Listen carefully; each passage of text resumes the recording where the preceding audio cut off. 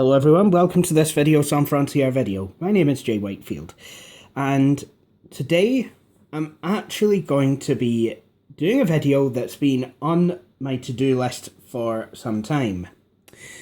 See, a few weeks ago, if not months, I actually did a video where I took a look at the Dell Latitude CPx-J and I installed a CD writer module because I'd actually, the CD-ROM drives in both my CPXs had actually went bad.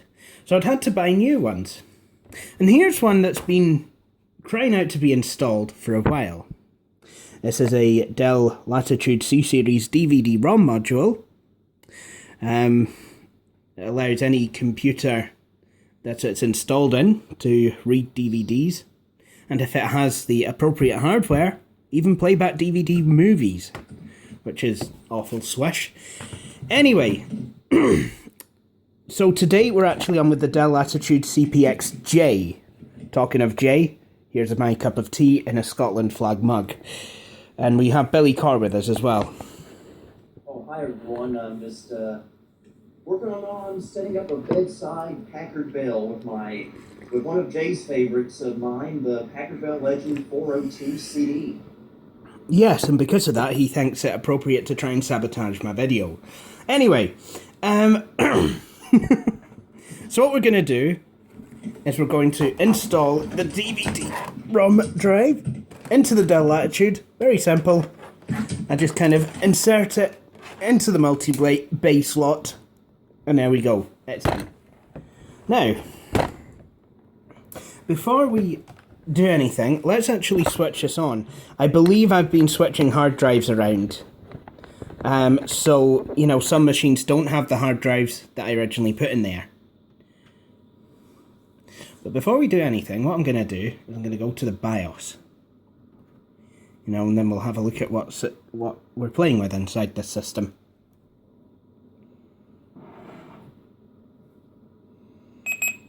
Of course, we're playing with invalid system configuration. So it's a Pentium 3 750 MHz, downclocked to 600. Current CPU speed 750.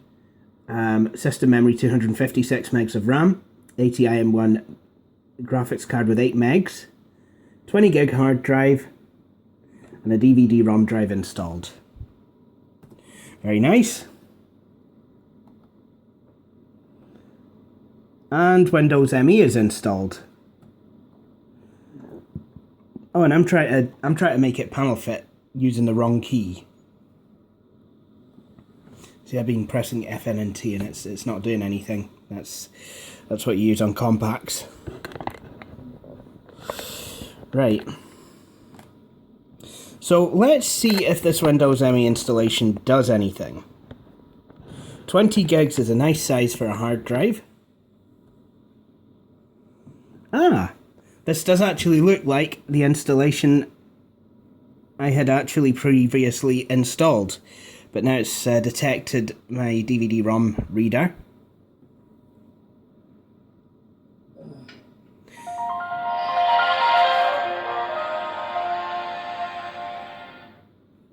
Well, that's all very well and good, but we're not going to keep ME on this system. What we're going to do is we're going to install Windows 2000. Before I do that though, let me see if the DVD drive actually works by trying to read from the Windows 2000 disk from within Windows.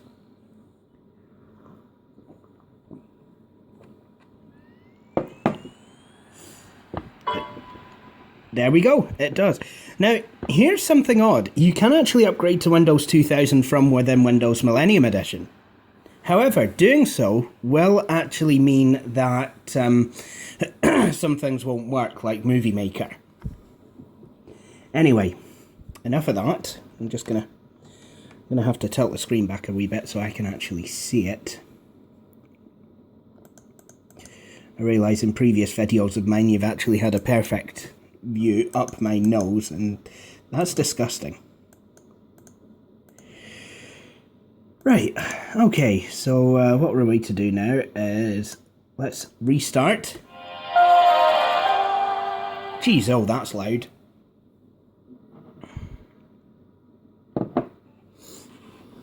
Oh, and while we're here, let's decorate this machine.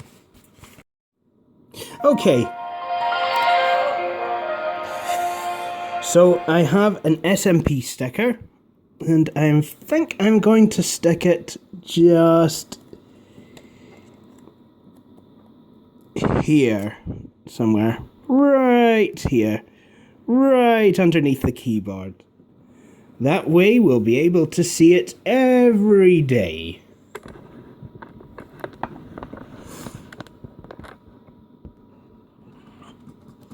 I'm not sure if this has an F12 boot. No, it doesn't.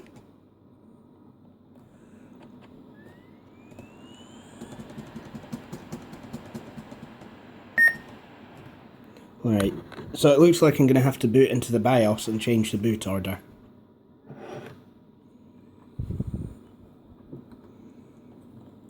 And that's the problem. Diskette drive has been set as, it was diskette drive, internal HDD, then DVD CD-ROM drive. No wonder it wasn't working.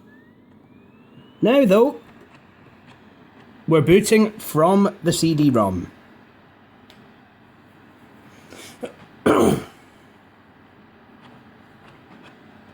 This cup of tea is fine.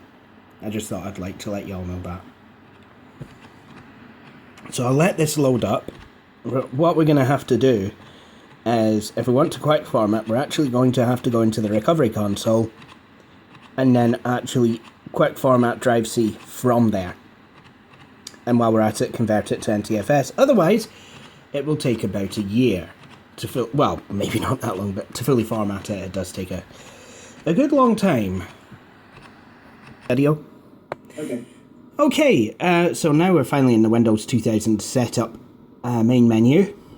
To repair a Windows, what we want to do is go to the option to repair a Windows 2000 installation, that's letter R. And now we want to repair a Windows 2000 installation by using the recovery console to press C. We're not actually repairing a Windows 2000 installation because there's not one on here. Now, I'm going to open disk part, just to see how the drive is configured. Yep, that's just one partition. What we're going to do is just literally type in format C:/Q. Now, this switch is only available in Windows NT 2000 XP and, you know, the NT line versions of the format command. You can't use this switch on the Windows 9X versions of the format command or the MS-DOS versions. But what we're going to do is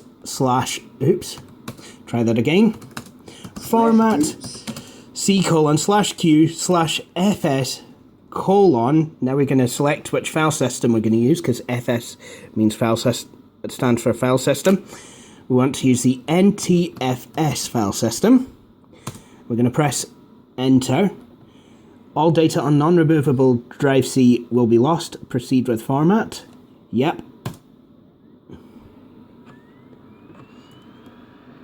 And the drive is now going to be quick formatted as an NTFS partition, which means it will not be readable under MS-DOS, Windows 3.x or Windows 9X. Now, the drive has been formatted. We'll just see, look, NTFS. And it kind of showed that, I've got, basically an empty hard drive.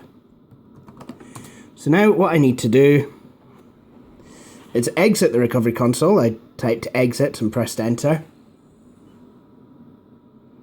And now what's happening is Windows is once again going to boot from the CD.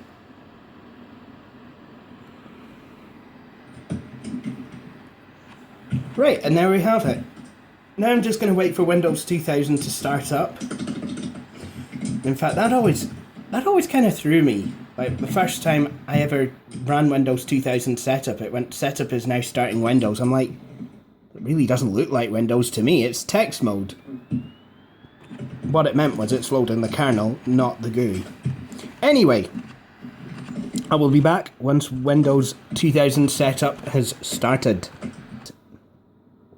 So we're finally back to the welcome to setup screen. It says this portion of the setup program prepares Microsoft Windows 2000 to run on your computer. To set up Windows 2000 now, press enter. To repair a Windows 2000 installation, press R. To quit setup without installing Windows 2000, press F3. Well, I want to install Windows. I'm ready to do so now, so I'm going to press enter. And then you press F8 to agree with the license terms. Whoops. Then we're going to press enter to select the partition that we're going to install from. We've only got the one partition there, so I'm just going to press enter. Now we've got a couple choices. Format the partition using the NTFS file system or format using the FAT file system. Well, we've already quick formatted it. And partitions over a certain size, it will only give you the option to format with the NTFS file system. If you wanted to format a larger partition with the FAT file system, you could do so, but you'd have to do so in the recovery console. Anyway, I'm just going to leave the current file system intact, no changes. So now it's examining the hard disk. This may take several minutes. Creating list of files to be copied. And there we are. So now Windows 2000 is installing. Now once this part is finished, it will actually boot up into the graphical user interface phase, you know, where we'll actually set it up. And then it'll be installed. You know, just simple as that. So I'll be right back once it hits GUI. Okay, so the first part of setup has completed.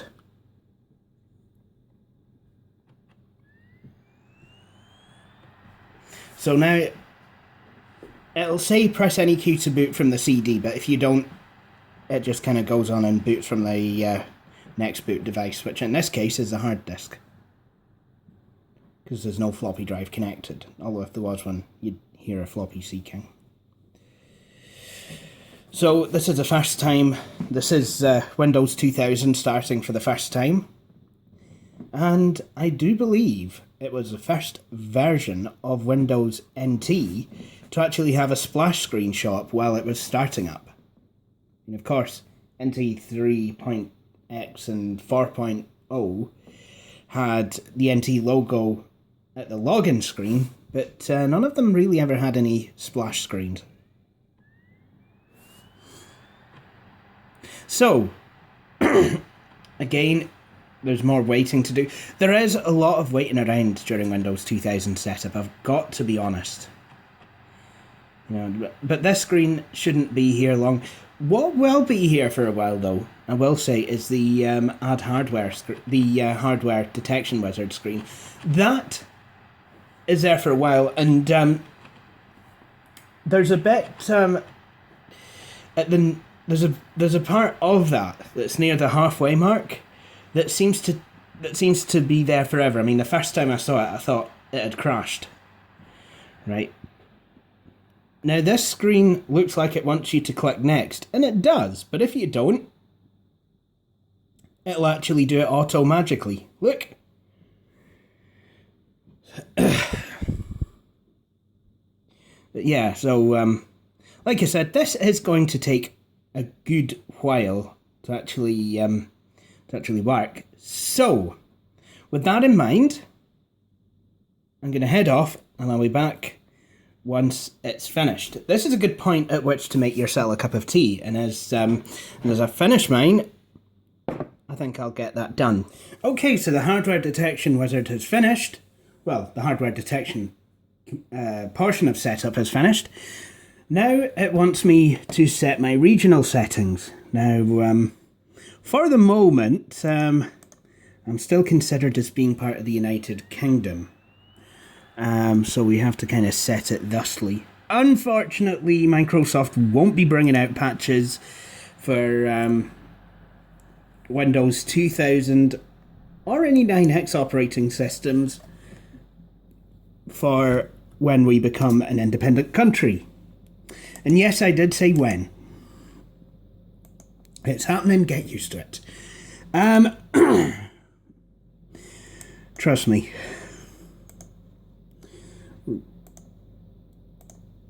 We'll get our independence one day. Anyway, got to set the keyboard to United Kingdom keyboard layout. Now, I don't mind it being called the United Kingdom keyboard layout. That's what it is. It's a British keyboard. Everyone in the UK has this particular keyboard layout.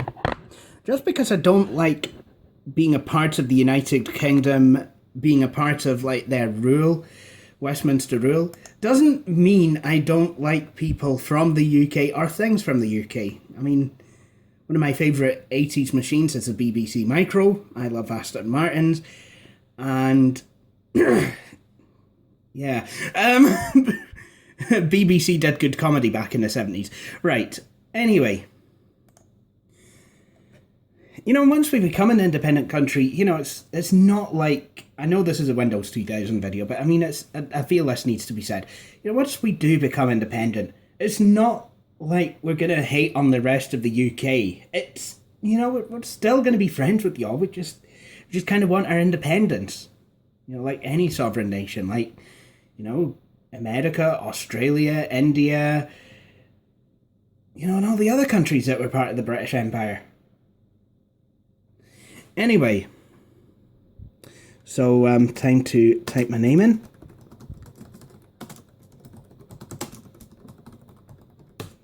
Right, now it's time to type in my product key. That's a product key in, so time to type a computer name in. And then an admin password. Okay, and now obviously the date and time are all completely messed up. Brilliant. So, it's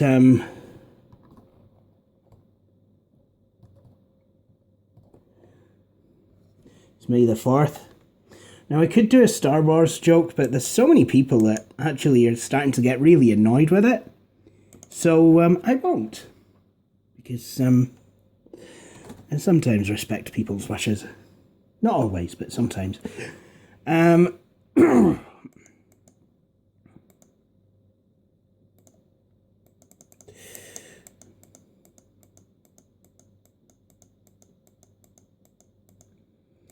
Right.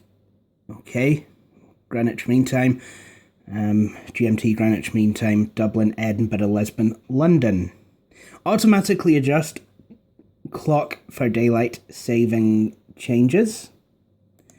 Next.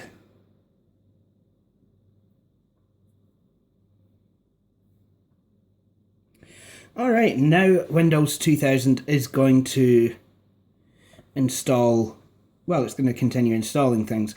Now, if it has found drivers for the network card and the modem, then after the network components installation part of setup is finished, you'll actually be asked to input some information about your network or your modem, for example. Like, you know, if it's network, it'd be like, you know, you're part of a domain or you're in a work group, and options for modem would be things like what country are you in, what is your area code, do you have a pulse telephone or a touch tone telephone? Pulse telephones are just really confusing.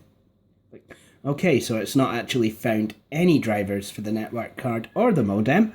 So what's going to happen now is it'll just install a few more components.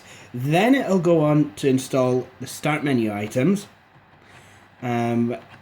Register component, whatever that means, save the settings, I know what that means, and remove any temporary files used, and then we'll be at the desktop. So as soon as Windows setup when Windows setup is finished, I will actually come back and we'll go through installation of some of the drivers. But until then, I'm just going to let this set and run. It does take quite some time. You know, the amount of time it takes depends upon the speed of your computer, hard drive, CD drive, you know, kind of things like that. Well, I was a wee bit longer than I'd originally anticipated. I decided to have some supper and, you know, watch a couple of videos while I was having supper. But while I was away doing that, Windows 2000 setup continued on with what it was doing. And now we are at this screen, completing the Windows 2000 setup wizard. You've successfully completed Windows 2000 setup. If there's a CD in your drive, remove it. Then, to restart your computer, click Finish. Well, let's remove the disk now. So I'm going to have to pull the camera back a wee bit again. Just to remove that disk. Right, good. And now I can actually go down and click on Finish. And then restart the computer.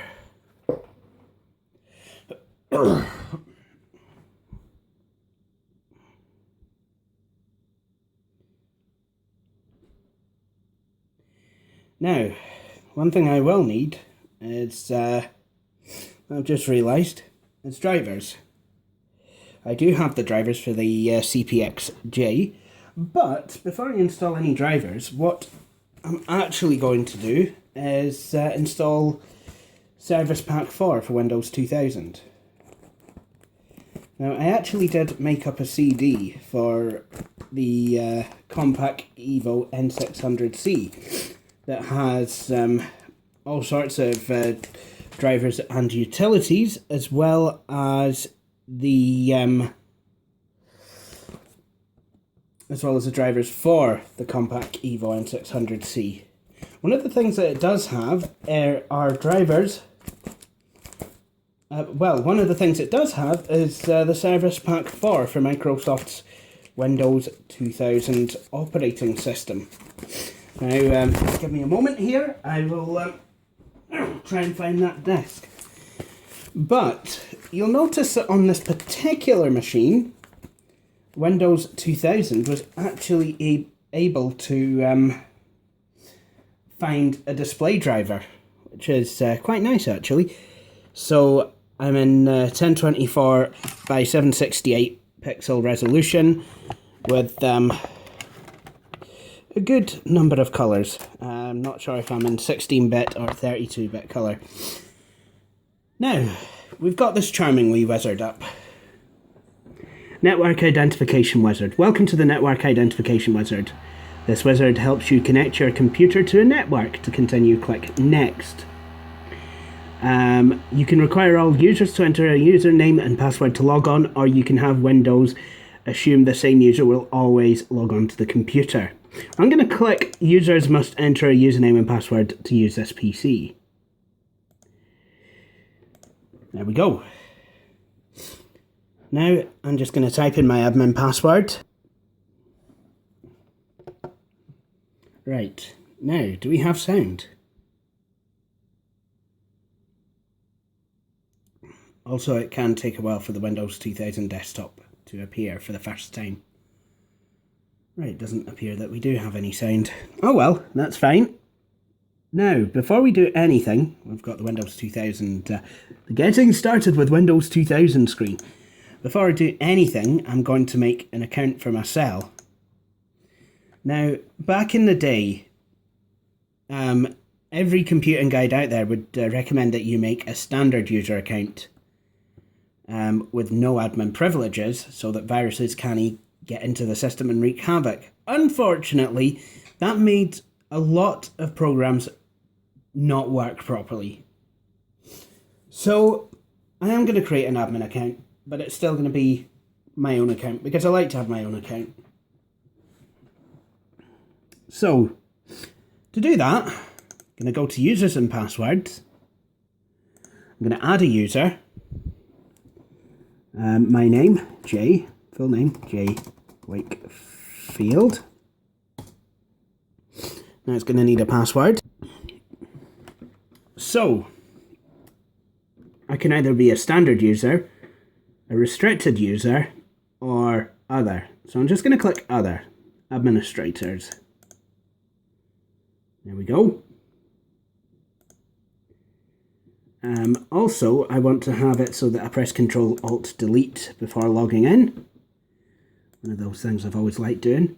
Now, what I'm going to do is I'm going to stop it from expiring the password after so many days. So to do that, I need to go into Administrative Tools, Computer Management. Oh, there's a disk in the drive. Local users and groups. Then I'm going to go to Users and then double click my name. Now, there's a few options here. User must change password at next logon. Nope. User cannot change password. Nope. Password never expires or account is disabled. If I was to click any of these, then, you know, I could, well. Right. Okay, so I don't want the password to expire, so I'm going to click here, password never expires. And I'm going to click OK. I'm going to exit out of the computer management and close out of administrative tools. Then I'm going to log out. Now, I'm going to log back in under my name, if it'll let me.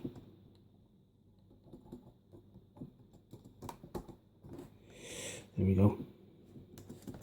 So I'm just going to type in my password. Okay, so that's me logged in using my own account. What I'm going to do now is set the mouse pointer to large, so I might actually have a better chance of seeing it.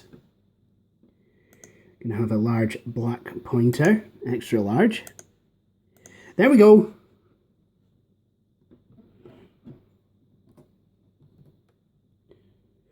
Now, I'm going to start Service Pack 4 installing. Okay.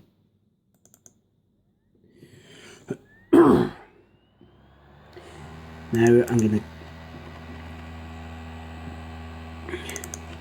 Windows 2000 SP4.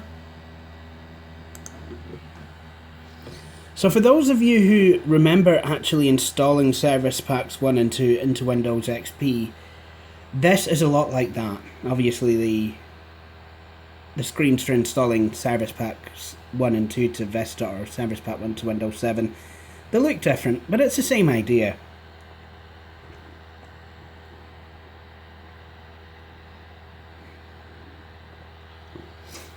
Oh yeah, the difference, and another difference between Windows 2000 Service Pack 4 and Windows 7 Service Pack 1 is you don't have about 16 million restarts.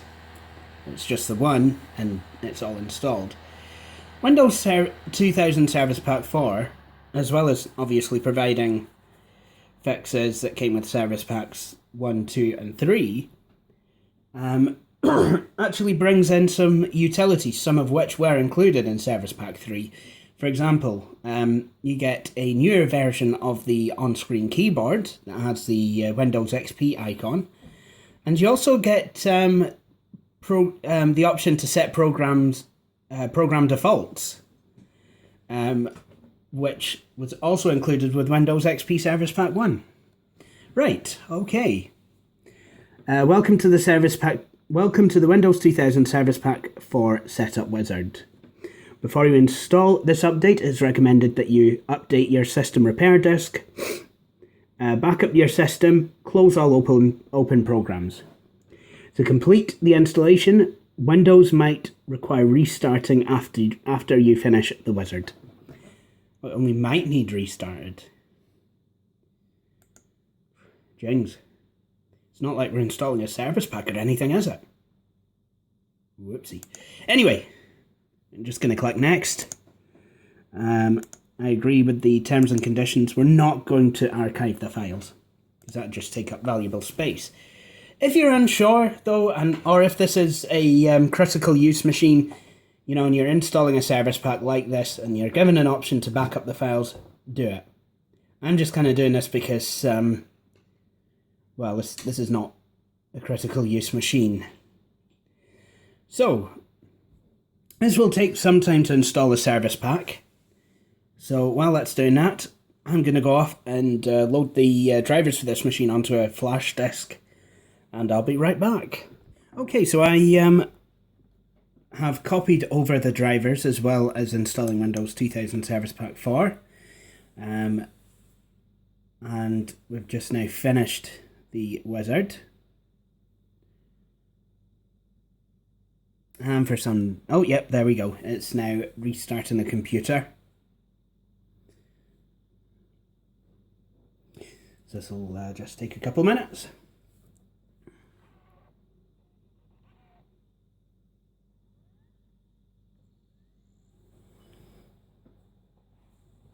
Now, there is a slight bombshell here. I don't know if the drivers I have are for Windows 2000 or whether the drivers actually have Windows 2000 versions in the package. See, I have drivers for the Dell Latitude CPx-J, but as this machine was loaded with Windows Millennium Edition at the start of this video, it's really difficult to say whether the drivers I have will work, whether they have Windows 2000 versions, or whether I'm going to need to go back to Dell's website and download Windows 2000 versions. If it's the latter, then that'll be a wee bit of a nuisance, quite frankly. But, you know, hopefully it shouldn't be too bad. What I will do is I will try installing the audio drivers and seeing, you know, if it works. And I think the delete key on this keyboard is starting to let go. Doesn't entirely surprise me though, because keyboards have never been the strongest part of a Dell Latitude. Even in the newer ones, the keyboards tend to go, which it's not that good, really. I mean, I had a Dell Latitude E6500 for a while, and when I bought it, it had a faulty keyboard. In fact, it even said in the auction that the keyboard was faulty, so I actually had a replacement one on order. Right, now, let's try installing some of the drivers.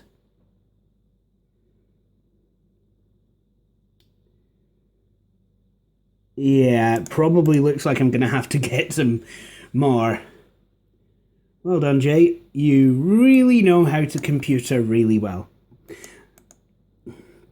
While I'm thinking about it, though, I'm going to change a couple of options. I want it to show hidden files and folders and display the full path in the address bar. Come on.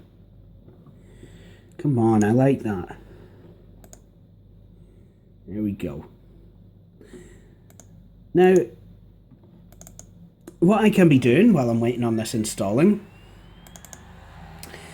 is, well, waiting on the drivers downloading, is I can actually install DirectX 9. And I'm going to do that because sometimes some of the ATI drivers don't like to install without it. So I'm going to eject my flash drive. I'm going to start DirectX setup installing. There we go, and I will be right back once I have more drivers. So now I have all the correct drivers, and I have DirectX 9 installed.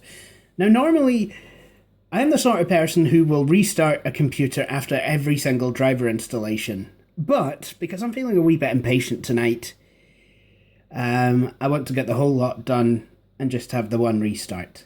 Now, I wouldn't recommend this as something that you should do unless you know what you are doing. Also, if it were to be one of my main computers, I would still restart after every driver installation.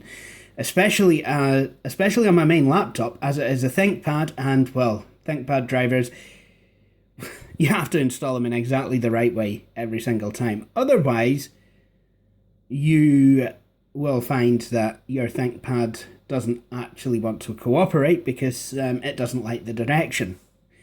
Basically start with the chipset every time and then you can do anything else. Oh yeah, you can do anything you want to if you put your mind to it. Unfortunately, there's no chipset drivers in this lot, so I'm just gonna start with the driver that begins with A. That would be the Alps pointing device. Don't you swear at me. So basically, what you've got to do is you get this annoying web page, delete setup.html, and then you'll find you're in the folder. Then you can actually go ahead and install the drivers. For some reason, Dells of this era like to display web pages. It's like you can pretend that you're browsing the internet while you're installing drivers, even if you. I remember those drivers. Yeah, they would give you instructions or something.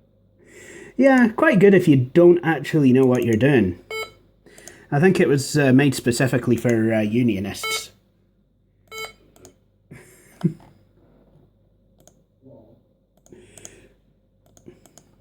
Actually, no. We're going to be releasing a new series of books. Windows 8.1 for unionists, Windows 10 for unionists, Office 2013 for unionists.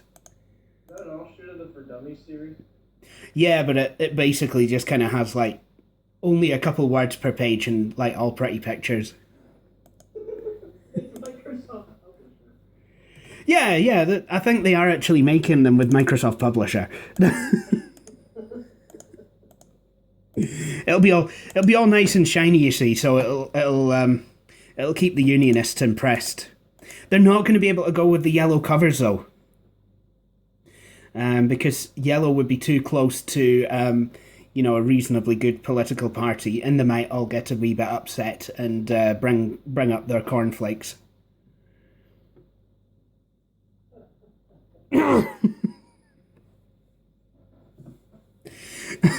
Sorry. Well, yeah, that was silly.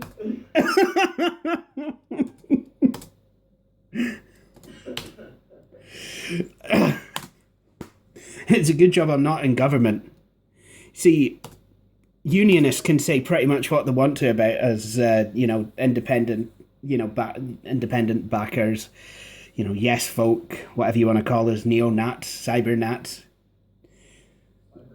Yeah, apparently that's what we are. Cyber-nats spelt with a Z. With a Z, because spelling it correctly would be too, it wouldn't be cool enough, right? No, turns out that the UK is actually governed by 4chan.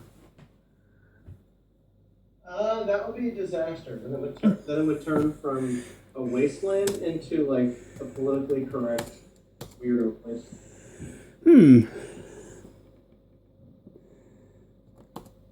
I think I might have installed the wrong audio drivers. I've installed the ones with the blooming modem. Whoops-a-daisy. Let's try this again. Difference between this one and the other driver I installed is that the other one had a gradiented blue-black background, whereas this one has a nice teal background. So you can pretend like you're on Windows 95.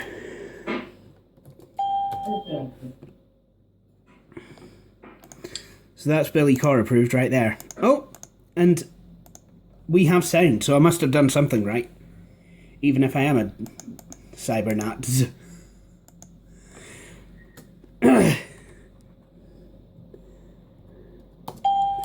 Now, will this when DVD software thingy work? Or will it just say, you don't have a correct system, even though you downloaded it for this particular system? Oh, it's only a patch. Oh, you should have known it was just a patch.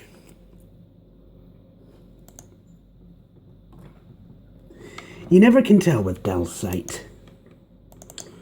Why have I got a folder labelled C?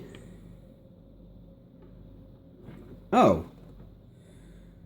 That's odd. It's just the one DVD patch. Oh well. Time to... Yeah, never have the real programs, just the patches. Useful. And sometimes if they do have the rail programs, even though you're downloading it, you know, for the specific machine you have, and you're installing it on the specific machine it's made for, it'll turn around and go, no, this isn't for your machine. You tried to install that driver even knowing it's not for your machine. Who's a mischievous little bark? Who's a mischievous little bark? And then you're just kind of sat there at the computer going, no.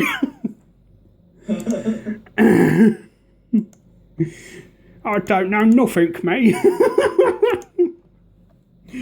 don't know nothing.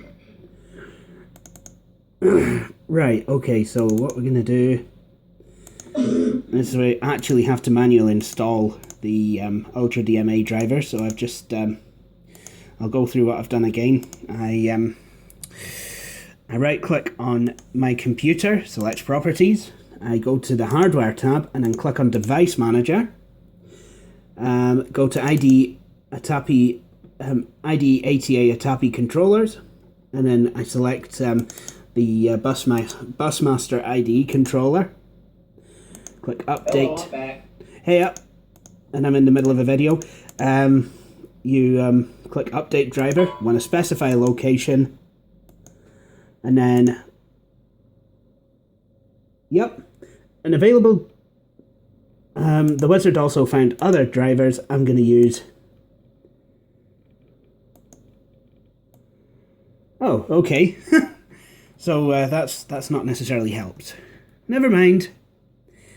I guess then in that case, what I'm going to do now is restart Windows.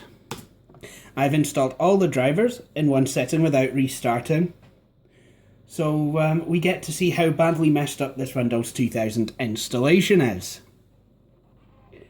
As in, it won't run real good anymore.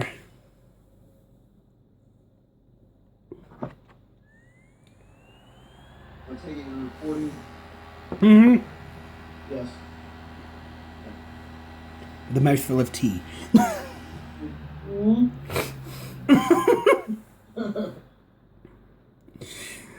I was in Argos yesterday, and they used to have a really clear voice that would tell you, you know, you pay for your...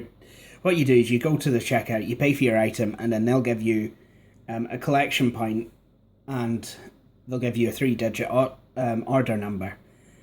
Before, they used to have this clear voice that would tell you what, you know, like, order number such and such, please go to your collection point. They've replaced it in my local Argos with what I can only assume is Kenny from South Park. Because now it's like... It's like, what's that supposed to mean?